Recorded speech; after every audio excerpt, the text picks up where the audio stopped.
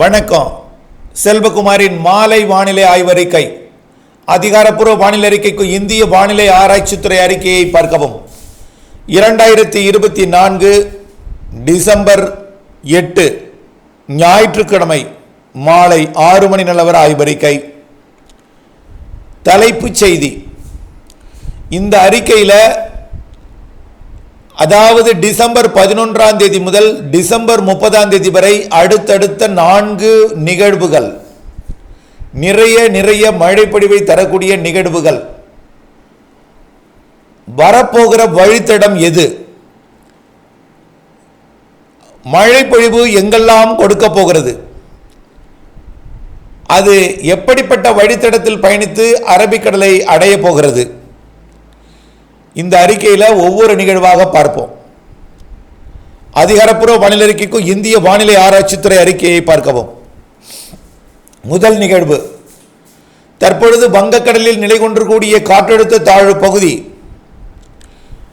நாளை காலைக்குள் நன்கமைந்த காற்றழுத்த தாழ்வு பகுதியாக உருவாகும். இது தற்பொழுது புரிதலுக்காக எப்பொழுதுமே காற்றழுத்த தாழ்வு மண்டலத்தை தான் கிலோமீட்டரில் அறிவிப்போம். ஆனால் இப்போ நிகழ்வோட மையப்பகுதியை நாம் ஒரு அறிவித்தால் தான் எவ்வளவு நகர்ந்திருக்கிறது என்பதை புரியும். நேற்றைக்கு 1150 கிலோமீட்டர் அறிவித்திருந்தோம் காலையில், இப்போ 1000 கிலோமீட்டர் தொலைவில் இருக்கிறது. அதாவது வேதாரண்யத்திற்கு தென்கிழக்கே, கிழக்கு தென்கிழக்குன்னு தான் சொல்லணும், 1000 கிலோமீட்டர் தொலைவிலையும் சென்னைக்கு 1200 கிலோமீட்டர் தொலைவிலையும் நிலை கொண்டிருக்கு. இது காற்று தாழ்வு நிலையை எப்பொழுதுமே கிலோமீட்டரில் அறிவிப்பது கிடையாது. இருந்தாலும் புரிதலுக்காக எங்கே இருக்கிறது என்பதை அறிந்து கொள்வதற்காக. ஆக 1000 கிலோமீட்டர் தொலைவில் இருக்குது, புரியுதுங்களா? ஓகே, எப்போ வரும், எங்கே வரும்? இது மெல்ல வடமேற்கு திசை நோக்கி நகர்வது போல ஒரு பாவலை காட்டும். ஏன்னா அங்கே கொஞ்சம் நீரோட்டம் அது மாதிரி இருக்குது. நம்முடைய வரைபடத்தை பார்த்தா புரியும். வடமேற்காக நகரும், ஆனால் தொடர்ந்து வடமேற்காக நகர்வதற்கு அந்த நீரோட்டத்தில் இடையில முறிவு. பிறகு மேற்காக நகரத் தொடங்கிவிடும். நேரடியாக மேற்காக நகரத் தொடங்கி பாக் ஜலசந்தி பகுதி, யாழ்ப்பாணம், காங்கேசன்துறை மற்றும் கோடியக்கரை முனை இடைப்பட்ட பகுதிக்கு வந்தடையும். இது புயல் அல்ல. அதிகப்படியாக தீவிரமடைந்தால் ஒரு காற்றழுத்த தாழ்வு மண்டலம் தான். அதுவும் கரையை நெருங்கி கடற்கரையிலிருந்து ஒரு 200 கிலோமீட்டர் தொலைவு வந்தால் தான் காற்றழுத்த தாழ்வு மண்டலமாக மாறும். ஆனால் வெல் மார்க்டு லோ பிரஷர், அதாவது தீவிர தாழ்வு பகுதியாக தான் இலங்கையை நெருங்கும். இது இலங்கை கிட்ட வந்தால் தான் அந்த நீரோட்டத்தை பிடித்து, இலங்கை அருகே பயணிக்கக்கூடிய நீரோட்டத்தை பிடித்து காற்றழுத்த தாழ்வு மண்டலமாக மாறும். வந்தால் டெல்டா மாவட்டங்களுக்கு அருகே, வட இலங்கை அருகே வந்ததுக்கு அப்புறம் தான் இது மாறுவதற்கான வாய்ப்பு, தீவிரமடைவதற்கு வாய்ப்பு. ஓகே, இது வரக்கூடிய 10ஆம் தேதி செவ்வாய்க்கிழமை இரவு நாகப்பட்டினம் மாவட்ட கடலோர பகுதிகளில் மழை பொழிவை தொடங்கிறோம். செவ்வாய்க்கிழமை இரவு 10ஆம் தேதி, நாளைய மறுநாள். அதே நேரத்தில் காரைக்கால், மயிலாடுதுறை மாவட்டத்திலையும் அடுத்தடுத்து சில மணி நேரங்களிலே 11ஆம் தேதி அதிகாலைக்குள் சென்னை, திருவள்ளூர், செங்கல்பட்டு, விழுப்புரம், புதுச்சேரி, கடலூர் மற்றும் மயிலாடுதுறை, காரைக்கால், நாகப்பட்டினம், அடுத்தது 11ஆம் தேதி அதிகாலையில், அதாவது புதன்கிழமை அதிகாலை திருவாரூர், தஞ்சாவூர், புதுக்கோட்டை, ராமநாதபுரம் ஆகிய மாவட்டங்களுக்கும் இலங்கைக்கும். இலங்கைக்கு ஏற்கனவே 10ஆம் தேதியே மழை தொடங்கிடும். ஆனால் இலங்கைக்கு வருவது என்பது இலங்கை கிட்ட குறைந்த அழுத்த பகுதியாக இருந்து, ஆனால் ஆன்டி கிளாக் வைஸில் சுற்றும் பொழுது இரு காற்று இணைவு என்பது, அதாவது கடல் நீராவியை கொண்டு வந்து தரையேற்றும் இடம் முதல்ல டெல்டா மாவட்டங்களுக்கும் வடகடலோரத்திலையும் முதல்ல ஏற்றும். முதலில் தொடக்கம் இன்ஷியலா. அப்போ ஏறும் பொழுது வடக்கிலிருந்து வரக்கூடிய குளிரலை வடகடலோர மாவட்டங்கள்லையும் டெல்டா மாவட்டங்களையும் மிக கனமழை பொழிவு 11ஆம் தேதி 12ஆம் தேதி கொடுக்கும். இது வட இலங்கை பகுதியை விட்டு நேரடியாக மேற்கே நகரணும்னா அது காற்றழுத்த தாழ்வு மண்டலமாக இருந்தாதான் அதுக்கு சக்தி கிடைக்கும், ஏறி அரபிக்கடலுக்கு நேராக போகும். அது காற்றழுத்த தாழ்வு மண்டலமா ஆனால் மேற்கு நோக்கி போகும். ஒருவேளை காற்றழுத்த தாழ்வு மண்டலமாக மாறவில்லை என்றால், அதே வெல் மார்க் லோ பிரஷராக இருந்துச்சுன்னா அது பாக்ஜல சிந்தி வழியாக இலங்கை இந்தியா இடைப்பட்ட பாக்ஜல சிந்தி மற்றும் மன்னார் வளைகுடா வழியாக ராமநாதபுரம், புதுக்கோட்டை, தூத்துக்குடி, திருநெல்வேலி, கன்னியாகுமரி மாவட்டம் வழியாக அரபிக்கடல் நோக்கி நகர முற்படும். அப்பொழுது என்னாகும்? முதல்ல வேதாரண்யத்திட்ட இருந்து கொண்டு சென்னை மற்றும் டெல்டா மாவட்டங்கள் வேதாரண்யம் வரைக்கும் மழை பொழிவை கொடுக்கும். இது டெல்டாவிற்கு தெற்கு புறமாக பயணிக்கும் பொழுது திருச்சி, அரியலூர், பெரம்பலூர், கோயம்புத்தூர், ஈரோடு, திண்டுக்கல் எல்லாம் மழை பொழிவை கொடுக்கும். தூத்துக்குடி போகும் பொழுது இன்னும் மேற்கு தொடர்ச்சி மலைக்கெல்லாம் மதுரை, தேனி எல்லாம் மழை பொழிவை கொடுக்கும். கன்னியாகுமரி போகும்போது இன்னும் மழை பொழிவை கொடுக்கும். ஆக இந்த நிகழ்வு மண்டலமானதான் கரை கடந்து போகும். புயலா மாற வாய்ப்பு இல்லை, புயலாக மாற வாய்ப்பு இல்லை. அதிகபட்ச தீவிரம் தாழ்வு மண்டலம், அதுவும் இலங்கை அருகே வந்துதான் தாழ்வு மண்டலம். அது தாழ்வு மண்டலமாக மாறினதான் கரை கடந்து மேற்கு நோக்கி போகும். இல்லைன்னா தென்மேற்கு நோக்கி போகும். அதாவது டெல்டாலேருந்து மதுரை, தேனி இப்படி போகும். இல்லைன்னா ஒரு சாதாரண நிகழ்வாக இருந்தால் அப்படியே மன்னார் வளைகுடா வழியாக குமரிக்கடலுக்கு போகும். சரி, குமரிக்கடலில் போய் அரபிக்கடல் போகுமா? அரபிக்கடலுக்கு போகிற டைமில் அடுத்த நிகழ்வு இலங்கைக்கு கிழக்கே வந்துடும். அதனால் இது அதோட சேர்வதற்கு வாய்ப்பு இருக்கிறது. ஒருவேளை இது வேகமாக போயிட்டுன்னா அரபிக்கடல் போயிடும். புரியுதுங்களா? சில மணி நேரங்கள் தான் வேறுபாடு. ஒரு 6 மணி நேரம் மெதுவாக போனால் அந்த நிகழ்வு வந்து சேர்ந்துடும். ரெண்டும் ஏற்படக்கூடிய அந்த நேர வேறுபாடு கிட்டத்தட்ட ஒன்றாக இருந்தால் இதோட போய் இணைஞ்சிடும் இலங்கைக்கு தெற்கு புறமா போய். அப்போ தீவிரம் அடைஞ்சிடும் மீண்டும். ஆக புதிதாக அது வந்து எங்க எல்லா மாவட்டத்துக்கும் மழை பொழிவை கொடுக்குங்க. ஓகே, நிகழ்வு 1, அதாவது டிசம்பர் 11 to 14 வரை எங்கெல்லாம் மழை பொழிவு கொடுக்கணும் ஏற்கனவே சொல்லிட்டோம். இது டெல்டா மாவட்டங்களுக்கு இருக்கும் பொழுது கிருஷ்ணகிரி வரைக்கும் மழை பொழிவு கொடுக்குங்க. அதாவது டெல்டாவை நெருங்கும் பொழுது சென்னைக்கெல்லாம் மழை தொடங்கிடும். இது டெல்டா மாவட்டத்துக்கு தெற்கு புறம் வரும் பொழுது கிருஷ்ணகிரி, தருமபுரி, சேலம், நாமக்கல், திருவண்ணாமலை, திருப்பத்தூர், வேலூர், ராணிப்பேட்டை, சென்னை, திருவள்ளூர், காஞ்சிபுரம், செங்கல்பட்டு, கள்ளக்குறிச்சி, விழுப்புரம், புதுச்சேரி, கடலூர், மயிலாடுதுறை மற்றும் நாகப்பட்டினம், திருவாரூர், தஞ்சாவூர், அரியலூர், பெரம்பலூர் எல்லா மாவட்டக்கும், திருச்சி, நாமக்கல் எல்லா மாவட்டம் மழை பொழிவு கொடுக்கும். இது தெற்கு நோக்கி நகரும் பொழுது ஈரோடு, கோயம்புத்தூர் எல்லாம் கொடுக்கும். எப்போ? அது 13 குமரிக்கடல் அடிவது 14.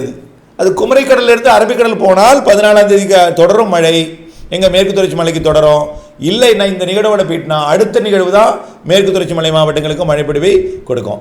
அந்த நிகழ்வு மிக அதிக மழைப்பொழிவை கொடுப்பது. நீங்களாம் மழைப்பொழிவு வேணும் வேணும் வேணும் அப்படின்னு சொல்லிட்டே இருக்கீங்க. நிறைய வேணும், நிறைய வேணும், நிரம்ப வேணும், ஏரி குளங்கள் நிரம்ப வேணும். நான் மழைப்பொழிவு நிறைய இருக்குது, பாதிக்கிற மழையே இருக்குன்னு சொல்லிட்டு இருக்கேன். ஒருத்தர் வந்து மழை பெய்யுமா சார் அப்படின்னு கேட்குறாங்க. இப்படியெல்லாம் நீங்கள் தயவுசெய்து கேட்காதீங்க. நிறைய மழை இருக்குன்னு திரும்ப திரும்ப சொல்லிட்டேன். நானே இந்த வரக்கூடிய 30 வரை தாழ்வான பகுதிகளுக்கெல்லாம் ஒரு பிரச்சனையை கொடுக்க போகுதுன்ற ஒரு அச்ச உணர்வோடு இருந்து கொண்டிருக்கும் பொழுது அவர்களுக்கான முன்னெச்சரிக்கையை கொடுக்கணும் நிலைமையில தான் நாம் இருக்கும் பொழுது மழை பெய்யுமான்னு கேட்காதீங்க. எல்லோருக்கும் உண்டு மழை, எல்லா மாவட்டங்களுக்கும் ஏரி குளங்களை நிரப்பும் அப்படின்னு சொல்லிட்டு அடுத்த 3 நிகழ்வை நான் சொல்கிறேன். அடுத்த 3 நிகழ்வு 16 மழை பொழிவை தொடக்கும். அது வரும்பொழுதே காற்றழுத்த தாழ்வு மண்டலமாக வரும். அது டெல்டா மாவட்டங்களுக்கு நெருங்கி வரும்பொழுது ஆழ்ந்த காற்றழுத்த தாழ்வு மண்டலமாக மாறும். இப்போ புரிஞ்சு போச்சா? முதல் நிகழ்வு வெல் மார்க்டு அல்லது low pressure, well marked low அல்லது டிப்ரெஷன். ரெண்டாவது நிகழ்வு அது ஒரு அங்கே வரும்பொழுதே காற்றழுத்த தாழ்வு மண்டலம், கரையை நெருங்கும் பொழுது ஒரு ஆழ்ந்த காற்றழுத்த தாழ்வு மண்டலமாக தீவிரமடையும். எப்போ? 16, 17, 18, 19, 20 ஆகிய 5 நாட்கள் மழை பொழிவை கொடுக்க போகுது. அது எங்க? அதுவும் வட மாவட்டங்களுக்கெல்லாம் கொடுத்துட்டு எப்பொழுதுமே டெல்டா கிட்ட இருந்தாலே வட மாவட்டங்களுக்கெல்லாம் நிறைய மழை பொழிவை கொடுக்குங்க. அறிவிக்க வருந்துகிறேன், மீண்டும் மீண்டும் வெள்ளம் பாதித்த மாவட்டங்களுக்கு மழை பொழிவை கொடுக்க வருகிற நிகழ்வு காரணமாக உங்களுக்கு மீண்டும் மீண்டும் வெள்ள பாதிப்பு ஏற்படுத்துகிற அந்த அமைப்பு அறிவிக்க நான் உங்களுக்கு ஒரு வேதனையோடு தான் அறிவிக்கிறேன். இது நான் எதற்காக அறிவிக்கிறேன்னு சொன்னீங்கன்னா, முன்னெச்சரிக்கை உங்களுக்கு வேண்டும். இன்னும் வடகிழக்கு பருவமழை டிசம்பர் மாதம் 30ஆம் தேதி வரை இருக்குன்னு நம்ம சொல்லியிருக்கிறோம். நீண்ட கால வானிலை அறிக்கையிலேயே சொல்லியிருக்கிறோம். வட மாவட்டங்களுக்கு டபுள் ப்ளஸ் ட்ரிபிள் ப்ளஸ் எல்லாம் சொல்லியிருக்கோம். டெல்டா மாவட்டங்களுக்கு அங்கே ட்ரிபிள் ப்ளஸ், இது டபுள் ப்ளஸ். தென் மாவட்டங்களுக்கு 1 ப்ளஸ் சொல்லியிருக்கோம். ஆனால் இப்பொழுது பார்த்தீங்கன்னா எல்லா மாவட்டங்களுக்கும் டபுள் ப்ளஸ் தான் வரும் போல இருக்கு. ஆகவே யாரும் கவலைப்படாதீங்க மழை இல்லை என்ன. ஆனால் இப்பொழுதைக்கு ஏற்கனவே வெள்ளம் பாதித்த மக்கள் அச்ச உணர்வோடு இருக்கிற நிலையில் மீண்டும் மீண்டும் அடுத்தடுத்த நிகழ்வுகள் டெல்டா மாவட்டங்களை நெருங்கும் பொழுது வட மாவட்டங்களுக்கும் மழைப்பொழிவை கொடுக்கும், வட உள் மாவட்டங்களுக்கும் மழைப்பொழிவை கொடுக்கும் என்பதை நான் அறிவிக்க கடமைப்பட்டிருக்கிறேன். இந்த அறிவிப்பு என்பது உங்கள் முன்னெச்சரிக்கைக்கானது என்பதையும் தெரியப்படுத்த விரும்புகிறேன். அந்த நிகழ்வுங்க எல்லா வட உள் மாவட்டங்களுக்கும் மிக கன மழைப்பொழிவை கொடுக்கும், டெல்டா மாவட்டங்களுக்கும் மிக கன மழைப்பொழிவை கொடுக்கும். வரக்கூடிய 11ஆம் தேதியிலிருந்து 14ஆம் தேதி வரை வரக்கூடிய நிகழ்வு கூட பெரிதாக இருக்காது, இருக்கும். பெரிய அளவில் எல்லாருக்கும் பாதிக்கும் மழைப்பொழிவாக இருக்காது. ஒரு சில இடங்களில், ஒரு குறிப்பிட்ட இடங்களில் மட்டும் நிறைய ஒரு அதீத மழைப்பொழிவை கொடுக்கும். ஆனால் அடுத்தது 16லிருந்து 20ஆம் தேதி வரக்கூடிய அடுத்த நிகழ்வு டீப் டிப்ரெஷன், ஆழ்ந்த காற்றழுத்த தாழ்வு மண்டலம். அது நுழையிறதுக்கு முன்னாடியே நிறைய பேருக்கு மழைப்பொழிவை கொடுத்துரும், கரையை கடந்து தான் போகும். அது டெல்டா மாவட்டங்கள் வழியாக அதிகபட்சமாக போனீங்கன்னா வடக்கு டெல்டா தாங்க, அவ்வளோதாங்க சார். அது காற்று அச்சம் வேண்டவே வேண்டாம். புயலே ஆனாலும் அதில் காற்று அச்சம் இருக்காது. நான் ஒன்று சொல்கிறேன், காற்று அச்சம் போக்குறதுக்காக நானே தான் உங்களுக்கு கவுன்சிலிங் கொடுத்துட்டே இருக்கேன். கஜா வந்ததுலேருந்து நீங்கள் அச்சப்பட்டுட்டே இருக்கீங்க. ஒன்று சொல்கிறேன், பெஞ்சல் புயல் வந்துச்சு, அதுக்கு பேர் தான் பூ ஏ இல் 3 எழுத்து தான் இருந்துச்சு. அதுக்கு யாராவது அச்சப்பட்டாங்களா? அங்கே ஏதாவது காற்று பெரிதாக பாதிச்சுதா? மழை தான் பாதிச்சுது. அதே மாதிரி தான் நீங்கள் பூ ஏ இல் என்ற வார்த்தைகள் இருந்தால், எழுத்துக்கள் இருந்து புயல் என்ற வார்த்தை இருந்தாலும் டெல்டா மாவட்ட மக்கள் புயல் குறித்த அச்சமே இருக்கக்கூடாது. நமக்கு தேவை திரும்ப திரும்ப சொல்கிறது எல்லாமே மழை மழை மழை, அதீத மழை அதீத மழை என்று தான் சொல்லிட்டு இருக்கேன். ஆகவே நம்ம மழைக்கு தான் முன்னெச்சரிக்கை எடுக்கணும்னு திரும்ப திரும்ப சொல்கிறேன். தேவையில்லாத முன்னெச்சரிக்கை எதுவும் எடுக்காதீங்க, புரியுதுங்களா? ஏதாவது அப்படி இருந்தால் அதை முன்கூட்டியே நான் அறிவிப்பேன் என்பதையும் நான் தெரியப்படுத்த விரும்புகிறேன். தயவு செய்து நீங்களாக ஏதாவது நினைச்சு தயவு செய்து எல்லாருக்கும் அதை சொல்லுங்கள், புரியுதுங்களா? எல்லாம் புயல் அல்ல, இன்னொரு தாழ்வு இருக்குது, தாழ்வு நிலை இருக்குது, பகுதி இருக்குது, தாழ்வு நிலை இருக்குது, பகுதி இருக்குது, மண்டலம் இருக்குது, என்னென்னமோ ஸ்டேஜ் எல்லாம் இருக்குது. இந்த ஸ்டேஜ் எல்லாம் தாண்டி தான் அது ஒரு அடுத்த கட்ட நிலைக்கு போகும். அதெல்லாம் வந்தால் நான் சொல்கிறேன், அதுவே வந்தாலும் கஜா மாதிரியானதெல்லாம் 100 ஒரு முறை தான் வரும். அது மிக கோர புயல். அதை பற்றி சொல்லணும்னா இன்னும் நிறைய சொல்லிகிட்டே போகலாம். அது மாதிரியெல்லாம் பயப்படாதீங்க. அடுத்ததாக வரக்கூடியது 16லிருந்து 20ஆம் தேதி வரை இடைப்பட்ட காலத்தில் வரக்கூடிய நிகழ்வு ஒரு ஆழ்ந்த காற்றழுத்த தாழ்வு மண்டலம் டெல்டா மாவட்டத்தை கரை கடக்கும், நிறைய மழைப்பொழிவை தரும். டெல்டா மட்டும் இல்லைங்க, வடகடலோர மாவட்டங்கள் வட உள் மாவட்டங்களுக்கு தான் திரும்ப திரும்ப அறிவிக்க வருந்தி தான் அறிவிக்கிறேன். வட உள் மாவட்டங்கள் வடகடலோரத்திற்கெல்லாம் இருந்தாலும் சென்னைக்கு மழை வேணும். மழை இல்லாமலே நீங்கள் மழை மழைன்னு சொல்லியே மழையை விரட்டடிச்சிருக்கீங்கன்னு சொல்கிறாங்க. சென்னைக்கும் மழை உண்டுங்க, நிறைய மழை உண்டு. 2 நிகழ்வாலும் அடுத்த நிகழ்வு கரை கடந்து உள்ளே போகும் பொழுது எல்லா மாவட்டங்களுக்கும், தென் மாவட்டங்களுக்கும், மேற்கு தொடர்ச்சி மலை மாவட்டங்களுக்கும், டெல்டா மாவட்டங்களுக்கும், வடகடலோர மாவட்டங்களுக்கும் எடுப்பிலே அதிக மழைப்பொழிவை கொடுத்து விட்டு கரை கடந்து உள்ளே போகும் பொழுது அனைத்து மாவட்டங்களுக்கும் மழைப்பொழிவை கொடுத்து விட்டு அரபிக்கடல் நோக்கி போகும் 20ஆம் தேதி 21ஆம் தேதி வாக்கில். ஓகே, நிகழ்வு 2 முடிஞ்சு போச்சா வழித்தடம். அப்போ 2வது நிகழ்வு முதல் நிகழ்வை விட மழைப்பொழிவு அதிகம். 2வது நிகழ்வு முதல் நிகழ்வை விட மழைப்பொழிவு அதிகம். 2வது நிகழ்வுக்கு கண்டிப்பாக பெரும்பாலான மாவட்டங்கள் முன்னெச்சரிக்கை எடுக்கணும்.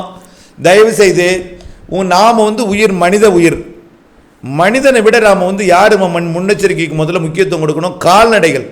நமக்கு சோறு ஊட்டக்கூடிய பால் கொடுக்கக்கூடிய அந்த கால்நடைகள், அதே போல செல்ல பாச பிராணிகள், வாயில்லா ஜீவன்களை முதல்ல பாதுகாத்துடுங்க. இன்றைக்கு கடலிலே ஒரு மாடு ஒன்று தத்தளித்துக் கொண்டிருப்பதாக பார்க்கும் பொழுது வேதனையாக இருக்கிறது. முன்னெச்சரிக்கைக்கு பல மாதிரி சொல்லிகிட்டே இருக்கோம். நாய்க்குட்டிகள் கூட மனிதனாக, அதாவது ஒரு உயிர் இந்த உலகத்தில் பிறக்கக்கூடாது. உயிர் ஒன்று இந்த உலகத்தில் பிறந்துட்டுனா அந்த உயிர் இன்புற்று வாழ வேண்டும், புரியுதுங்களா? எந்த உயிராக இருந்தாலும் பிற உயிர்களுக்கு உதவி செய்வோம். தயவு செய்து தாழ்வான பகுதிகளில் கால்நடைகளை நீங்கள் கட்டாதீங்க. சார் நீங்கள் சொல்கிறாங்க சார் எங்கள் ஊர் மேடு சார் அப்படின்னு சொல்கிறாங்க. நான் கேட்குறவங்க எல்லாம் சொல்கிறாங்க. ஊத்தங்கரை தமிழ்நாட்டிலேயே நம்பர் 1 டாப். கிருஷ்ணகிரி மாவட்டம் தான் நில அமைப்பிலேயே உயர்ந்த அமைப்பு. அதனால தான் கிருஷ்ணகிரி தருமபுரி மாவட்டத்தில் அந்த மேட்டூரெல்லாம் அங்கே தருமபுரி மாவட்டத்தில் ஒகேனக்கல்லிருந்து டெல்டா மாவட்டங்கள் நோக்கி பாய்ந்தோடி வருகிறது. ஊத்தங்கரையில் பெய்த மழை ஏன் கடலூருக்கு வருகிறது? இருக்கிறதுலே டாப் அதுதான். ஆகவே அங்கேயே வெள்ள பாதிப்பு. ஆகவே வெள்ளம் இந்த இடம் அந்த இடம்னு இல்லை. தயவுசெய்து சொல்கிறேன், நீர் வழித்தடங்களில் அருகிலே கால்நடைகளை தயவு செய்து கட்டாதீர். தயவு செய்து, அது கோழியாக இருந்தாலும் சரி, எல்லாமே தயவு செய்து உயிர்கள் முதல்ல பாவம், அது வாயில்லா ஜீவன். கட்டி வைத்திருந்தால், கட்டாமல் இருந்தால் கூட தப்பித்து விடும். கட்டி வைத்திருந்து கடந்த திருநெல்வேலி மாவட்ட வெள்ளத்தில் கூட அதுமாரி தான். தயவு செய்து அதற்கு முதல்ல நீங்கள் முக்கியத்துவம் கொடுங்க. எப்பொழுதுமே அதை கவனித்து கொண்டே இருங்க, மழை காலங்களில் முதல்ல. ஆகவே வரக்கூடிய 16ஆம் தேதியிலிருந்து 20ஆம் தேதி வரக்கூடிய நிகழ்வு பெரும்பாலான மாவட்டங்களுக்கு பாதிக்கும் மழைப்பொழிவை கொடுக்கும். நான் இதை எதுக்கு நான் சொல்கிறேன்னா, வட மாவட்டங்களுக்கு அச்சப்படுறாங்க நான் சொல்லாமல் இருந்தேன்.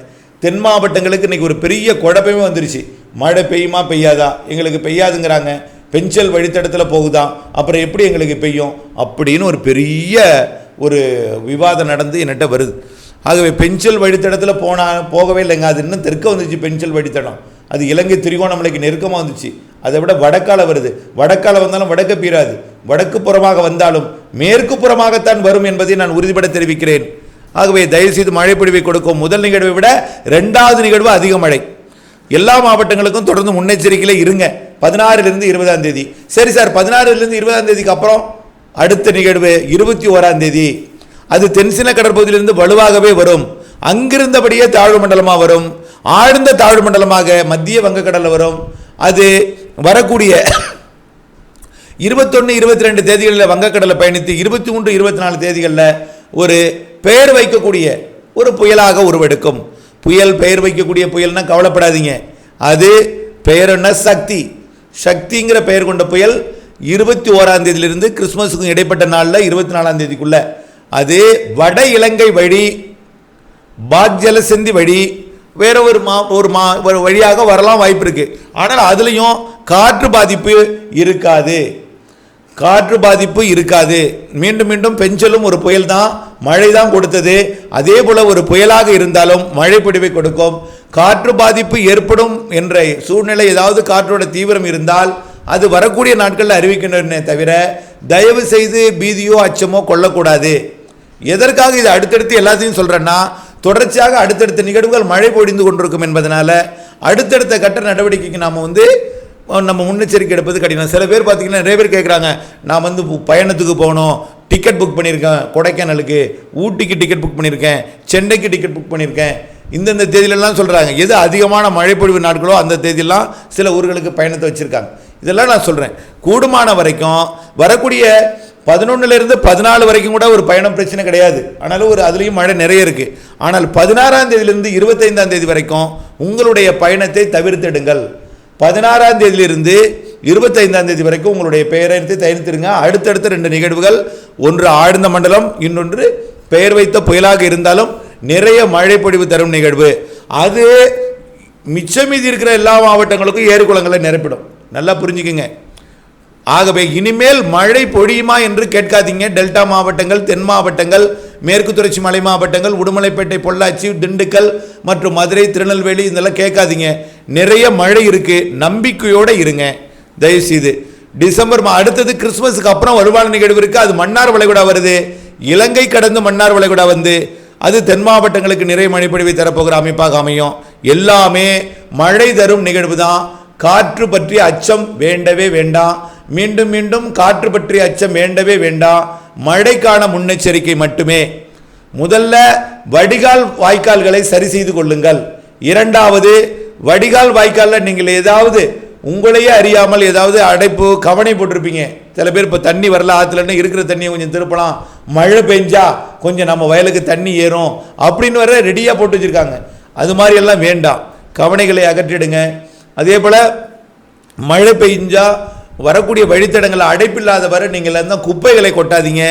நகராட்சி, மாநகராட்சி, பேரூராட்சி, ஊராட்சிகளில் உங்களிடம் கைவசம் இருக்கக்கூடிய குப்பைகளை உங்கள் வீட்டுக்குள்ளே வைங்க. மழை நேரத்தில் எடுத்து வெளியில் போடாதீங்க. அது போய் நீர் வழித்தடங்களை அடைத்துக்கொள்ளும், சாக்கடைகளை அடைத்துக்கொள்ளும். அந்த நேரத்தில் துப்புரவு பணியாளர்கள் பணி செய்ய முடியாது. மழை நேரங்களுக்கு அவர்களுக்கு உதவியாக இருங்கள். முன்கள பணியாளர்கள் நமக்காக இருக்கிறார்கள். அந்த நமக்காக இருப்பவர்களுக்கு உதவியாக இருப்போம். அவர்களுக்கு கையில் இருக்கக்கூடிய குப்பைகளை அவர்களுக்கு வழங்கினால் அவர்களே அதை நாம் பாதுகாப்பாக கொண்டு போய் அப்புறப்படுத்துவார்கள். அதை சாலையில் போடாதீர்கள். யாரை பார்த்தாலும் தூக்கி சாலையில் போடுறாங்க. சாலை போட்டால் அது அப்படியே போய் கால்வாயில் அடைச்சிக்கும். தயவுசெய்து இந்த உதவியாவது செய்யுங்க. அதே போல் இதுவரைக்கும் நீங்கள் இந்த நாள் வரைக்கும் நீங்கள் ஆக்கிரமித்திருந்தால் நீர் வழித்தடத்தை தயவுசெய்து திறந்து விடுங்க. நீர் வழித்தடத்தை தயவுசெய்து ஆக்கிரமிக்காதீங்க. நீர் வழித்தடத்தை விடுங்கள். அப்போ தான் எல்லோருக்கும் அது பாதுகாப்பாக இருக்கும்.